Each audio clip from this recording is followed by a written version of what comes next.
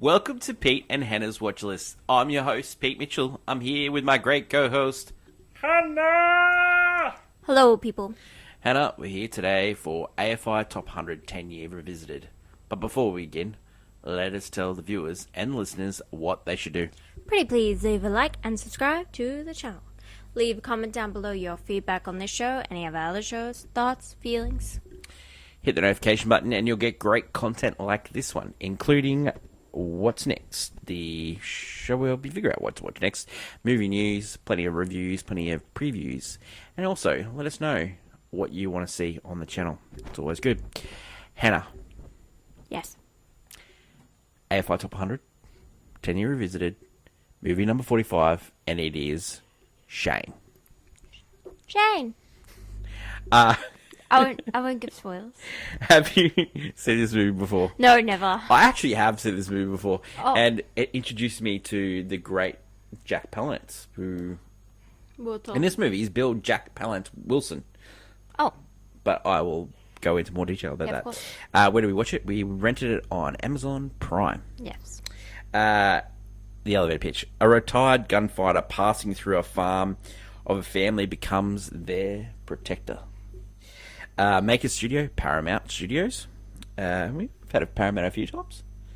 Yeah. Paramount? Yeah, no. Paramount was good.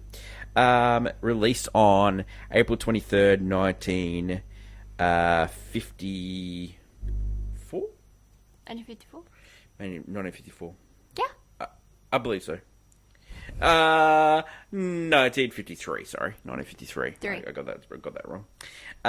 It goes for 118 minutes. And the budget. Now, the budget started for this movie at $1.5 million, but it ended up being 3.3 because George Stevens, they filmed this in 1951. Yes. Oh. And didn't release it until 1953. It actually got released after High Noon won the Oscar for Best Picture. Really? Yeah, so he took 2 years to edit this movie, and the cost blew out. Oh, okay, that's weird. Yeah. And High Noon comes... Wow, that's... Wins Best Picture, which is on the list and we'll talk about. This movie was based on a book, and the book was by Jack Schaefer. It was a big hit in 1949, and quickly was brought by Paramount Studios. This is adapted by A.B. Guthrie Jr., who wrote How the West Was Run. Howard Hawks recommended to George Stevens to hire the Pulitzer Prize-winning author A.B. Guthrie because he had worked on the Hawks film The Big Sky, which was based to write the script, even though Guthrie had never written a screenplay before. Yes. So he ended up writing this. Shane, as I said, ended up being a really expensive movie. It was actually the first movie projected in flat widescreen of 1.66:1 ratio, a format Paramount invented to offer audiences a wider panorama than television can provide. It was to bring people back to the movies. Yeah. This movie really uses that, utilizes it well. You can see the mountains in the background. It's absolutely beautiful. It's very a landscape piece. When they were making this movie, they finished it. They had a look at the cut. Mm-hmm. They actually offered Howard Hughes the movie to buy it. Howard Hughes didn't really want it, but then he had a look at the movie and went, I'm going to buy this movie. Ooh. Then Paramount rethought it, and they were originally going to release it as a B movie. But they ended up releasing it in the A spot and had a wider release, and it ended up becoming a very successful movie for Paramount. Ooh. Let's have a look at the hits of 1953. All right? Tell me all about it.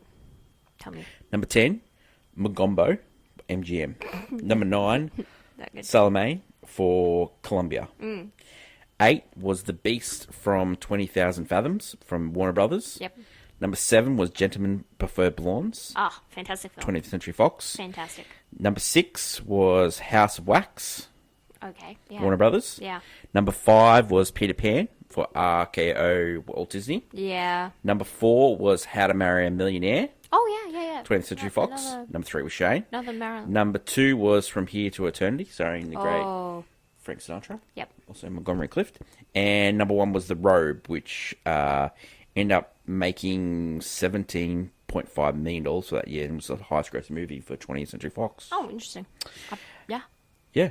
An eclectic taste of movies there. Yeah, it really was, It wasn't actually it? was. That you got some like weird thrillers and So the director was George Stevens, and so he was known yes. for Vivacious Lady, which he did with Ginger Rogers and James Stewart. He also did A Place in the Sun with Elizabeth Taylor and Montgomery Clift. He did this movie, and Giant was his big opus, which starred Rock Hudson, Elizabeth Taylor, James Dean. James Dean, and it was James Dean's last movie. Yes. And it also won Best Picture. Yeah. Yeah. Magnum opus. Got you.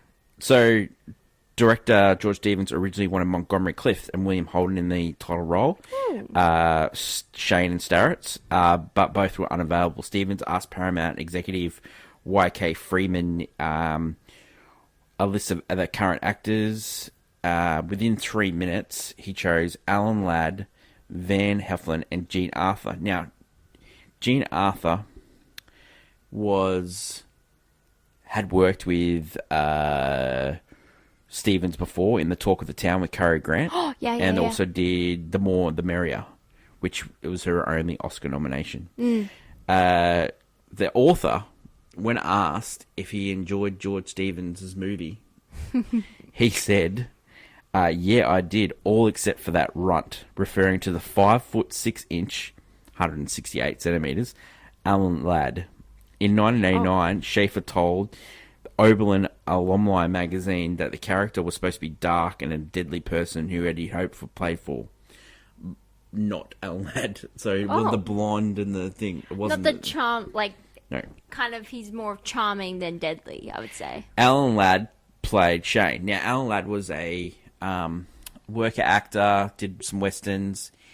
He had to end up dying at 50 of severe alcoholism, and he was addicted to opiates. He had a I mean, there's rough end here. Yeah. Jean Arthur, she had a storybook career. Yep. She was the it girl. She played sort of like, I reckon, B type movies that you saw the cast me downs of Catherine Hepburn. Yes, that's what I. Catherine Hepburn was that's how the I see it. original star that they wanted for this movie in her role. Yeah. But She she was yeah. playing a lot of that at Yeah. the time too. Yeah, but so Jean Arthur would pick up these roles, and I love Jean Arthur. I think she's fantastic. She's great in Mrs. Smith Goes Washington, which we'll talk about. She's Later the on the actual show. star of that Yeah. movie. Like, she's just brilliant in that movie. Van Heflin, who became fast friends with Alan Ladd, was heartbroken by the time Alan Ladd died. So Yeah. Brandon Del Wide, now this is his first role. He was a bit of a pest on set. He actually, that heartwarming scene right at the end, he ended up taking 100 takes because the kid kept trying to make Ladd break. And you know how like he was ruffling his hair at the end? That was when, because he was holding his hair and making the kid squirm because the kid was being that pest. He actually grabbed the kid and said, "Get this guy's father or I'll, end Yeah. him." He's being one of those. So he ended up being But, nominated. you don't handle a kid. He ended up being nominated for an Academy Award. Oh, and the this little kid, guy? yeah, this guy, he ended up having like a terrible ending. He died at 30. He was starring on a stage show in Colorado. He was driving a car and ended up tipping over. He ended up breaking his back, spine, neck, and ended up dying in hospital. So, yeah, it was a rough end for him. Jack Palance, like, what a career he had. We saw him in Batman. We saw him in Sea Slickers, where he got his Oscar, famous Oscar speech where he ended up doing push-ups. He was like, he played the bad guy in so many different movies. No. Ben Johnson, we've already seen Ben on this list. He started in The Last Picture Show. He ended up winning the Academy Award. He played Chris Calloway.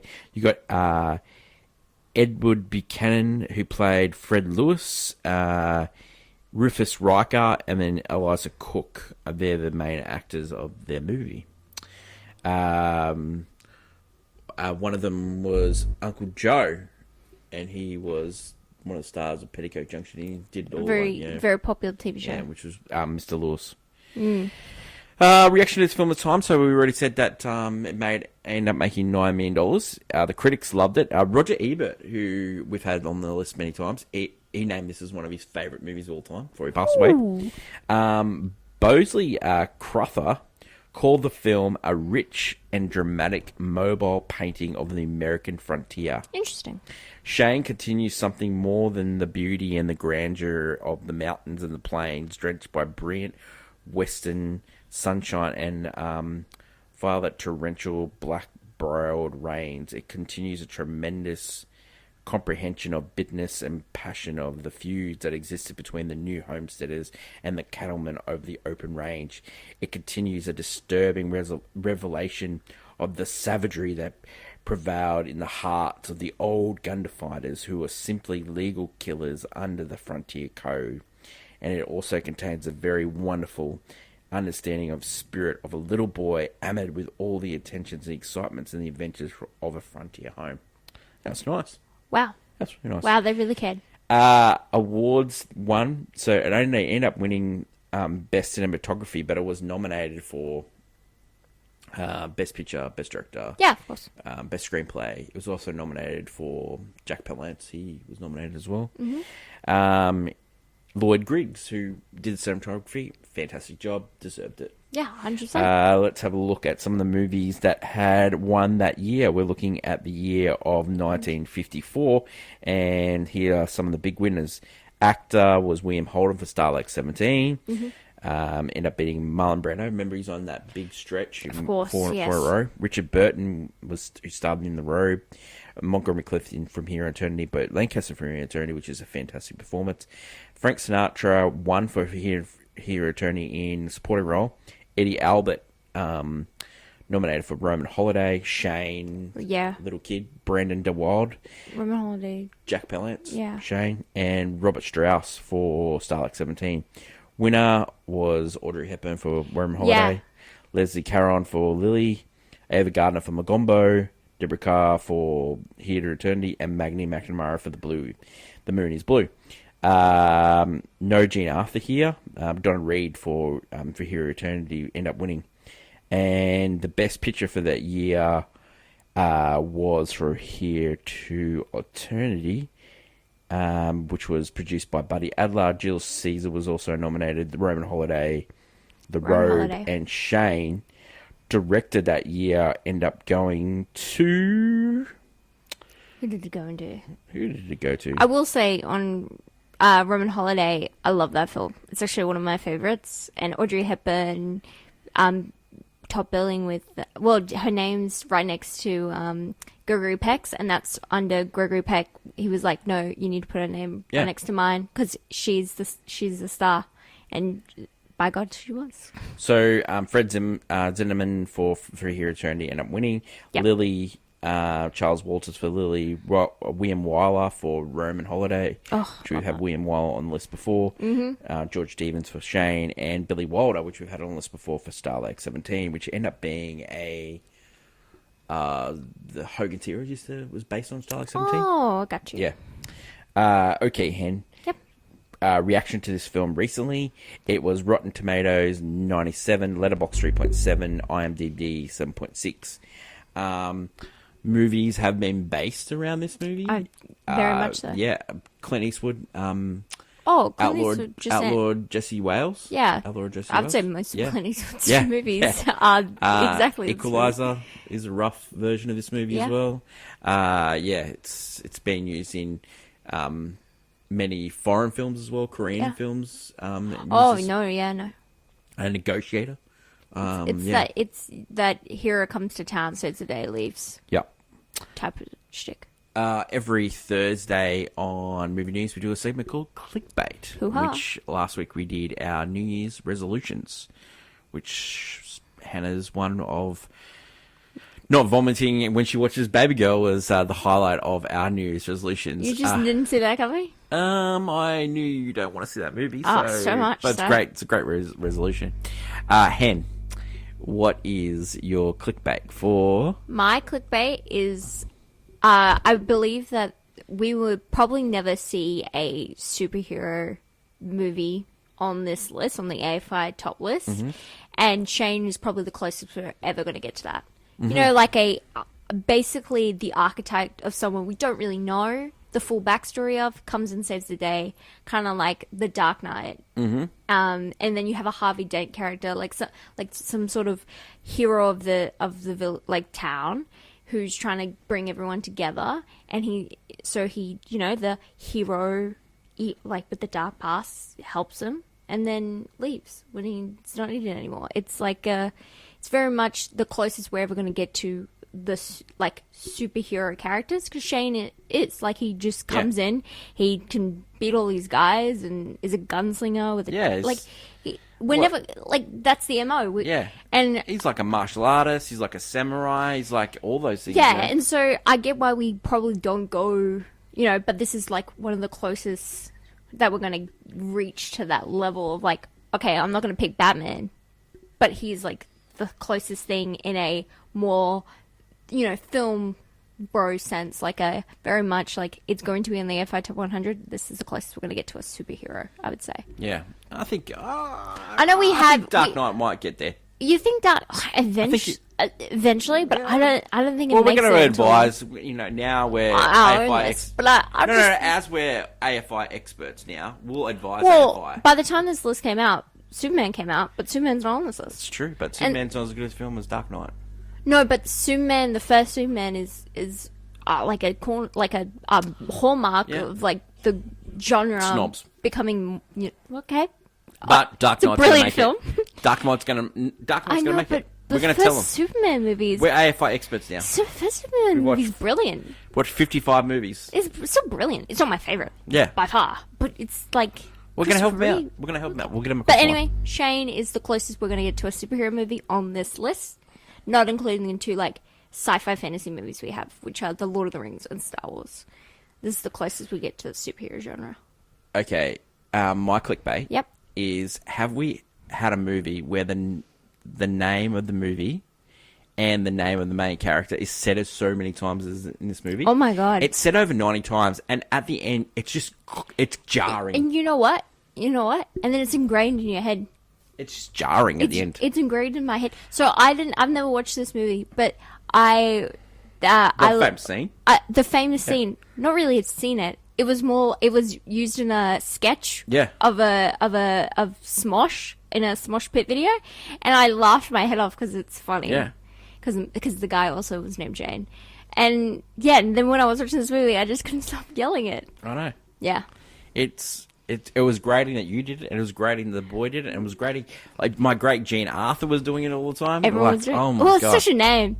It's such a name. Jane! Like, have you ever said the name of the title of the movie? Like, it's said so many times, the title of the movie. Yeah, it's not like Hot Tub Time Machine and then look at the camera joke. It's like Shane, because we care about Shane. Oh my god. Even Batman's name don't say that much in Batman.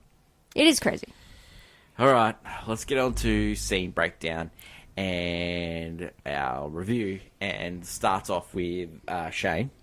Oh, of course. Riding his horse, and he meets a young kid called Joey, and he gets told on to move on by Joey Senior. Yes, Joe.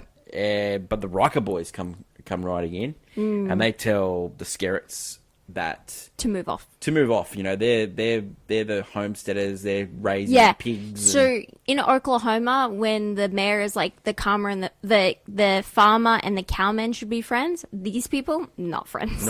No way. No. They'll never. No song is going to get them to be friends. So Shane's about to go, but he overhears this and he shows his face, and the Rikers ride off because this guy's like a mysterious guy. Pretty dodge. Yeah. But like, what's the fact that he's wearing like a light coloured outfit, like he's Davy Crockett, the frontier thing with the belt. Yeah, it's very iconic. Actually, the belt's pretty iconic. And the horse, like he's like Roy Rogers with the way they really do paint him to be like some sort of like, wow, cowboy, this guy's cool. Yeah, cowboy star show. Which you kind of love that you never really go too far into his past, because then he starts being a legend. So after they ride off, they invited him for dinner. So he eats up dinner, and then to pay for dinner, Shane goes in and starts working on this stump. He feels that he needs to earn being there. Yeah, and so he helps him with this stump. And so he's like, hitting it, and then we get to, This is a victorious scene. George Stevens in the weird close-ups in this movie. Like, he just out of nowhere just chucks in a weird close-up. He's the. By the way, Shane is the only one shirtless in the scene as well to just show off his guns. Yeah. Well, you don't want to get rid of that good outfit. You know, you don't want to ruin that good outfit. So they start pushing over, and then Jean Arthur comes out, and who plays Marianne. Yeah.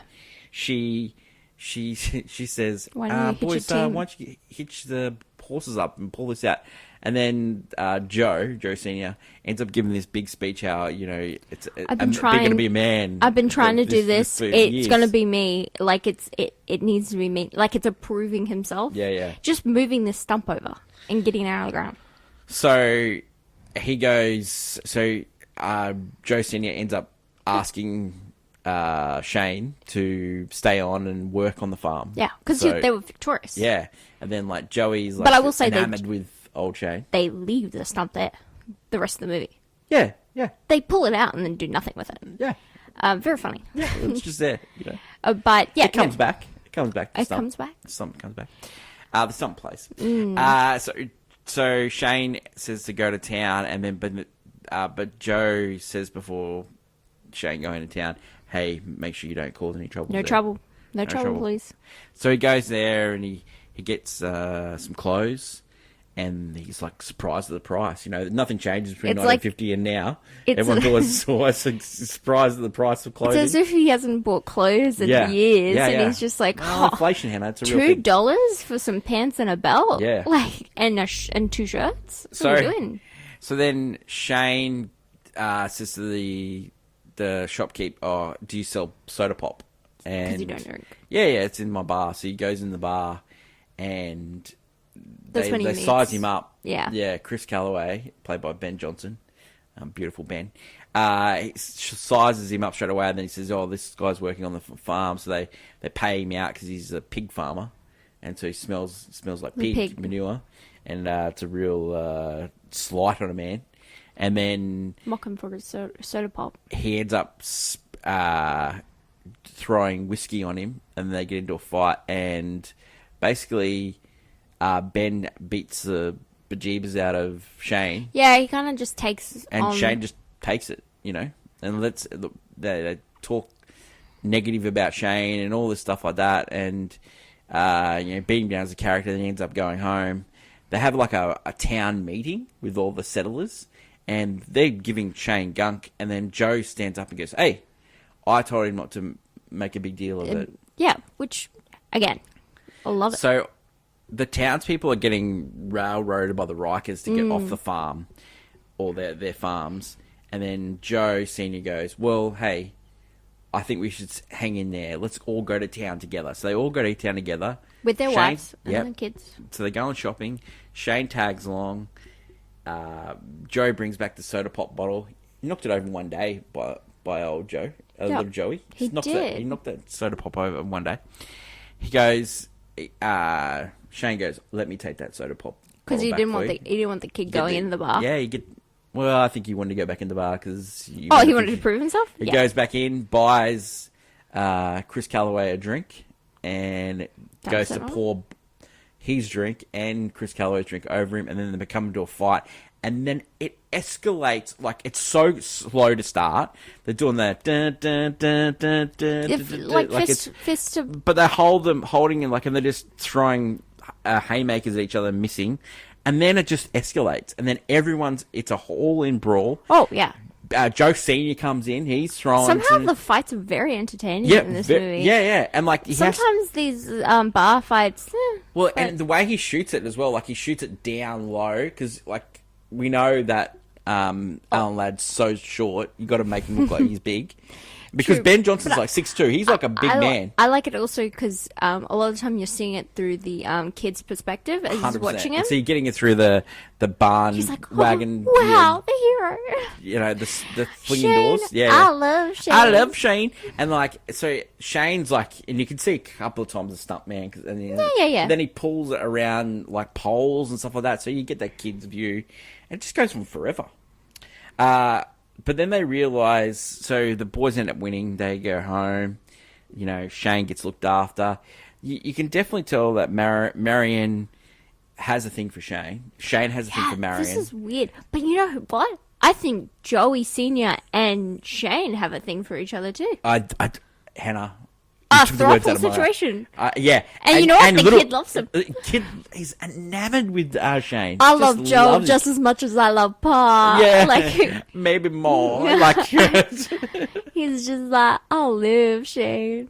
So the Riker boys end up going to Jack Wilson, who is a noted gunslinger, played by Jack Palance, or Jack Wilson Palance, and he says to him, okay, what we need to do is we need to make sure that we don't start the fight. We will get someone out. The Rikers go over to see Shane, and they offer Shane a job. They also offer Joey Senior a job, and he turns them down. You know, so that's all eggs in the basket with Harry Wilson. So Shane and Joe Senior, they are preparing for July 4th, the big celebration. Yeah. You know, and all the townspeople are getting into it. They're dancing. Yeah. You know, everyone's having a great time. Joe doesn't look like he's never danced in his life. Like he's not a great dancer. Shane, you know, he cuts a rug. Cuts a figure. And you know, some of the boys go to town and they end up getting tricked into a gunfight, and you know, Jack Wilson puts them down. All in black, very villain-like. Yeah, great villain-like. Yeah, great villain-like. Great villain hat. You know, great villain glove. He wears the one glove. He does. Yeah. Shane's talking to Joey about he's teaching Joey to shoot, and he says some great lines there. And one of the lines is he says to Marion, "Gun is just a tool, Marion. Gun is only as good as the man that holds it." Like, he's just throwing out some great lines. It's a tool, like a shovel. That's the same level as like responsibility. Like, it's just the same kind of thing as like the Spider-Man speech. It's the exact same. So they put the townsperson down. You know, Wilson says to them, tell everyone what happened. So they go to town, go to homestead, showing that the guy's on the back of the horse that's dead. And then Skerritt says, well, I've got to go to town. I've got to go and make this happen. And Shane's already told them that this guy, Wilson, he's a noted gunslinger. Yeah. And they know that Shane's got a pass. Like, they just know, right? But you know, it's unseemly to go ask. Yeah, so Skerritt's, he's getting ready to go to town. He's getting, and Marion's beside herself, and she's like, she rips out a good 20 Shanes in this. Don't make him do it, Shane. I know, like old Joe Jr. says Shane a lot. Shane. He says a lot, and it is like imprinted in your head. Shane looks like he's going, so he looks like he's going. But then Shane walks back, and he's back in his gunfighter outfit. He's back in his Roy Rogers. Oh. He's full garb, puts his hat back on. The heroes in town. And then he says, I'm going to go. I'll get it done. Joe said, he goes, no. They get into a huge fisticuff. Joe said he looked like he's putting Shane away, you know. They use the stump. Yeah. The stumps he throws it. It's like a full on. It's like watching. Shane on the stump. It's like we're in the ring. It's like and a full on. And then Shane on. just goes, okay, I need to finish this, pulls out his gun, and takes the butt of it, and hits Joey Senior on the head, and Joey Junior is beside himself. I hate you, Shane. I hate you, Shane. Yeah, dirty. Marion's thankful for Shane for doing it, but she's saying to Shane, "Don't go, because I need to go. They will come for you." Yep. So Joey Junior, he ends up apologizing to Shane, and then Marion. Marion's like he did it. He didn't hear you. And so lets Joey Jr. just run after Shane. Shane is on his horse. It is the most awkward riding style I've ever seen in my life. He's going real slow because the kid is... he's catching up. He's got some speed. The kid's fit. Yeah. He's like a little mountain lion, the kid. Yeah, because he goes through water and rain. It's like everything. It's everything, right? And he hasn't yelled out to Shane once. He's just following right? Shane walks in. He wants to speak to Riker. You know... he knows it's a setup because one of Riker's brothers comes and says, you come and see me. We'll sort this out. As soon as that speech happens, it's a it's a setup. He goes in there. He stares down Wilson. Wilson draws on Shane, and Shane puts him away. Then Shane puts Riker away. The brother's up there with the shotgun. And the boy has been watching underneath. Yep, the boy yells, Shane, watch out. Shane again. Has to say Shane. He goes down. And then Shane puts him down, and then he walks outside. He says, to the boy, I've got to go. The boy's like, hey, Mum wants to see you. Dad wants to see you. Dad's got some jobs for you. You can't go. Shane just rides off, and then we get the famous Shane. Come back, Shane. And then the final line of the movie, which is not reported much, but he says, bye, Shane. Bye, Shane. And that's the end. I'm told, it's like Shane is shot, right? Yeah. When he's riding through the cemetery. He rides through a cemetery. Is that to signify that he's dead? Or just the end of the story. Okay. Aha. Also, the speech that he gives the boy, that's the speech where 100 times, and he's like, and he's trying to say to the boy, once you become a killer, there's no turning back. You're always a killer.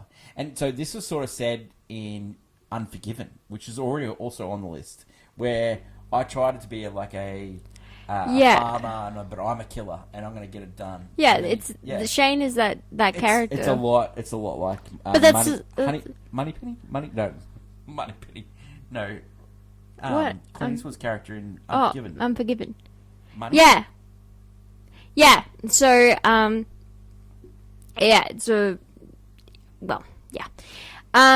but basically, what do you want to do? We'll just keep going. Yeah. Okay. So for those watching on YouTube, the lights have gone out in our studio, and so it's just Hannah and me in our studio, and it's just our ring light. So it's great times.